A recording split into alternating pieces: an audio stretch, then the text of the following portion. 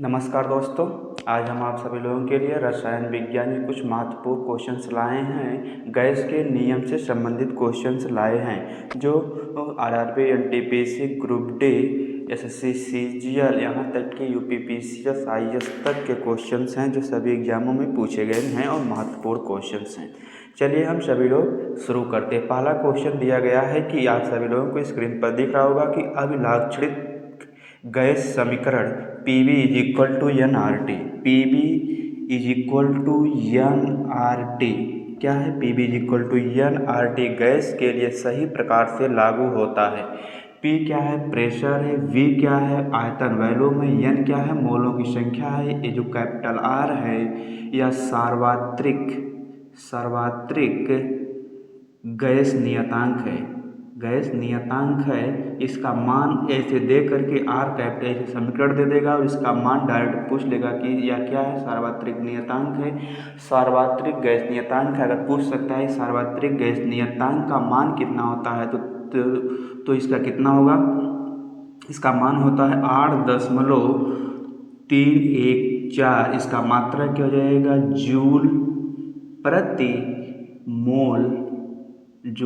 मोल और आपका केल्विन होगा। जूल प्रति मोल केल्विन होगा। जब यहाँ से इसको पक्षांतर करेंगे तो एक क्या हो जाएगा? PV बटा के RT हो जाएगा और यहाँ से इसकी मात्रक निकाल सकते हैं। तो इसके अकॉर्डिंग मतलब क्वेश्चन के अकॉर्डिंग क्या सही होगा? तो इसमें ऑप्शन में आप क्या सही होगा? कारण एक परमाणविक गैस के लिए, द्विपरमाणविक गैस के लिए, आदर्श गैस के लिए, वास्तविक गैस के लिए, तो यह जो PV इक्वल टू NRT होता है यह आपका आदर्श गैस के लिए होता है। आदर्श गैस क्या होता है? जो वह गैस जो समान तापदाब पर, जो प्रत्येक तापदाब पर गैस नियम का पालन नहीं करती है उसे आदर्श गैस कहते हैं। आदर्श गैस को वास्तविक रूप से नहीं, एक काल्पनिक अवधारणा है, यह वास्तविक रूप से संभव ही नहीं है।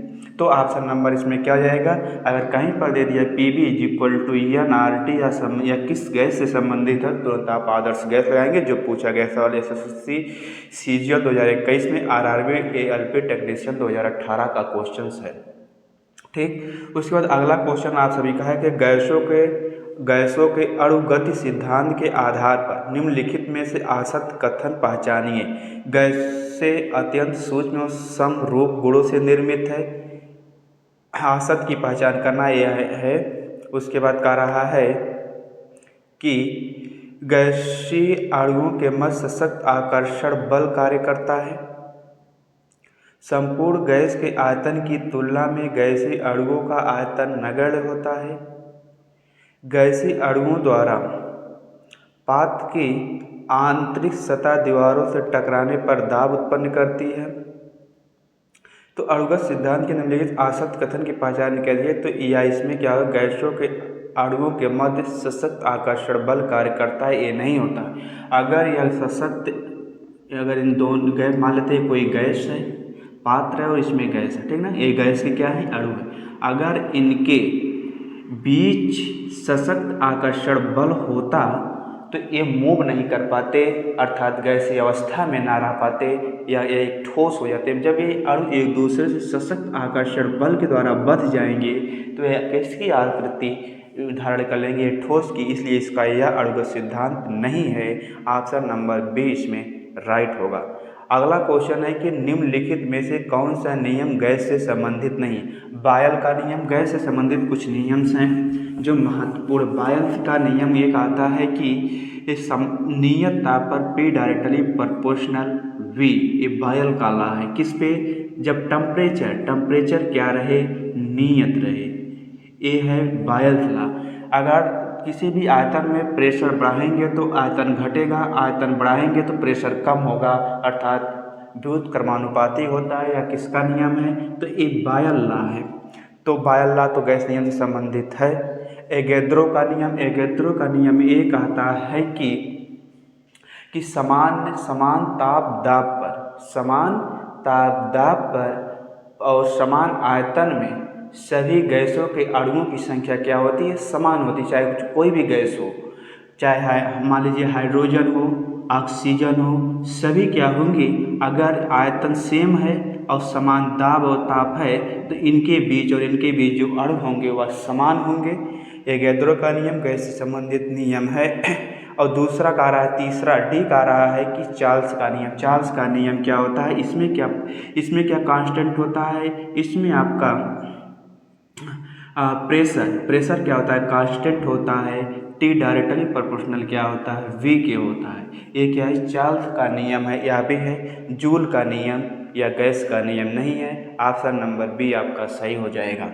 अगला क्वेश्चन है, निम्नलिखित में से कौन विसरित नहीं होता। विसरण किसे कहते हैं, आप जानते हैं कि अधिक सांद्रता से कम सांद्रता की क्षेत्र की ओर गमन जो करता है उसे हम विसरण कहते हैं। विसरण क्या है, सांद्रता क्या होती है, किसी 1 लीटर विलयन में उपस्थित विलयन की मात्रा ही क्या कहलाती है, 1 लीटर विलयन में उपस्थित विलेय पदार्थ की मात्रा को सांद्रता कहते हैं। अर्थात हम मान लेते हैं क्या है, ये जल है और इसमें 1 केजी अगर हम चीनी मिला दे, यही 1 केजी क्या है, इसका इस विलयन का क्या है, सांद्रता है।